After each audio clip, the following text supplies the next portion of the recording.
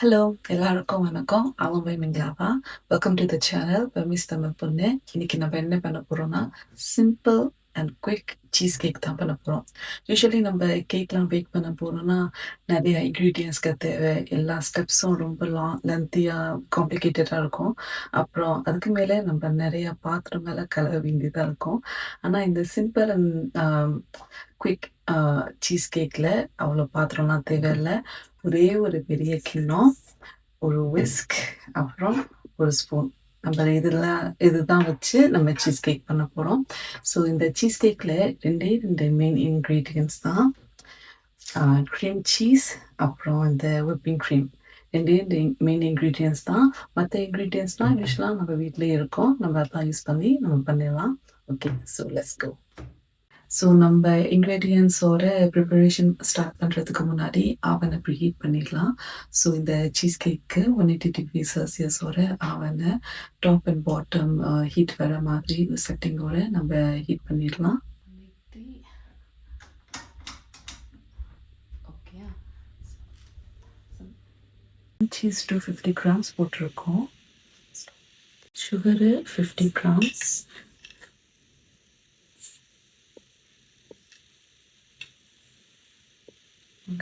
இந்த ஸ்பூனில் 3 ஸ்பூனு.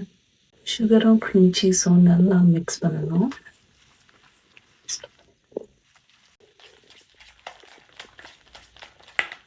நம்ம 3 முட்டை போடணும். 3 முட்டை ஒரே டைமில் போடக்கூடாது.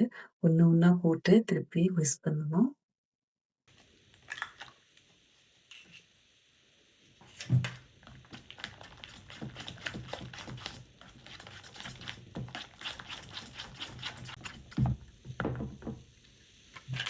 இந்த மாதிரி நல்லா மிக்ஸ் ஆனதுக்கப்புறம் தான் இன்னொரு முட்டை போடணும்.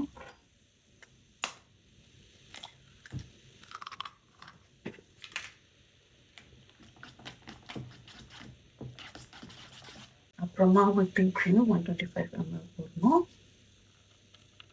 திருப்பி நல்லா மிக்ஸ் பண்ணணும். அதுக்கப்புறம் 2 ஸ்பூன் மைதா போடணும். இந்த அளவுக்கு 1 ஸ்பூன், 2 ஸ்பூன். அப்புறம் நம்ம மைதாயை நல்லா கிண்டி விடணும். மைதா இல்லைன்னா ஆல் பர்பஸ் ஃப்ளார் யூஸ் பண்ணலாம், ரெண்டுமே ஒன்று தான். ஸோ நம்ம மாவை இந்த மாதிரி கட்டி இல்லாமல் நல்லா மிக்ஸ் பண்ணணும். நம்ம மிக்ஸ் பண்ணதுக்கப்புறம் இந்த மாதிரி கிளாஸ் பவுலில் யூஸ் பண்ணலாம். இது இல்லைன்னா நார்மல் பேக்கிங் பேனும் யூஸ் பண்ணலாம். இதில் நம்ம ஊற்றிடலாம் எல்லாமே.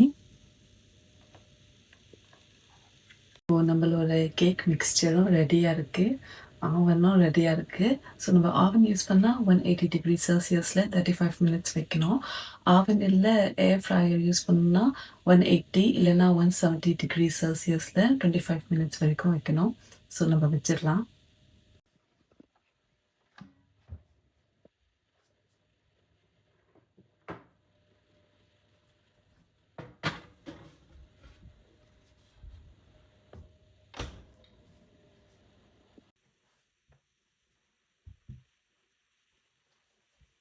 இது சூடாக இருக்கிற டைமில் எப்படி இருக்கும், கூல் டவுன் ஆனதுக்கப்புறம் பார்த்துக்கலாம்.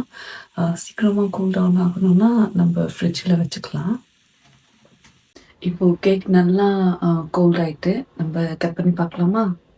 இப்போ நம்ம கட் பண்ணி உள்ளார எப்படி இருக்குன்னு பார்க்கலாம்.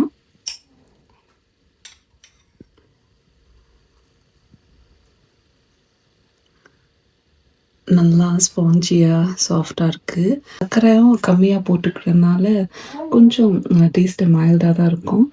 ஆனால் உங்களுக்கு வேணும்னா சர்க்கரை நீங்கள் எக்ஸ்ட்ரா போட்டுக்கோங்க. இன்னைக்கு இவ்வளோ தான். நம்ம குயிக் அண்ட் ஈஸியான சீஸ் கேக் பண்ணியாச்சு. நீங்கள் பண்ணி பார்த்து கமெண்ட்டில் எப்படி இருக்குன்னு சொல்லுங்கள். அப்புறம் உங்களுக்கு ஏதாவது பர்மிஸ் டிஷ்லாம் தெரிஞ்சுக்க ஆசைனாலும் கமெண்ட்டில் சொல்லுங்கள், நான் பண்ணி காமிக்கிறேன். இந்த மாதிரி நிறைய டிஷ்ஷஸ்லாம் உங்களுக்கு தெரிஞ்சுக்க இஷ்டம்னா சப்ஸ்கிரைப் பண்ணிக்கோங்க. நம்ம அப்புறம் சந்திக்கலாம். பாய். இந்தியா சுஜாமே.